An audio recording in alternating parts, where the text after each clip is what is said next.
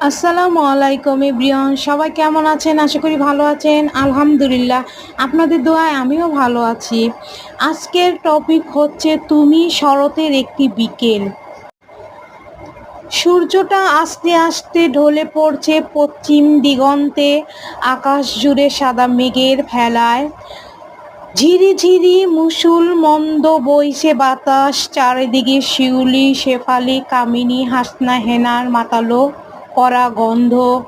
মন উদাস করে দেওয়ার মতো একটা বিকেল।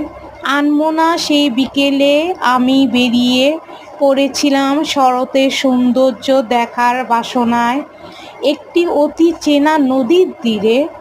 বহুদিন হয় দেখা কাশবনের রোদে খাওয়া দিনগুলো। তো বন্ধুরা, আমার এই কথাগুলো কেমন লেগেছে কমেন্টে জানিয়েন, শেয়ার করে সবার কাছে পৌঁছে দিয়েন। আজ তাহলে এ পর্যন্তই। আল্লাহ হাফেজ।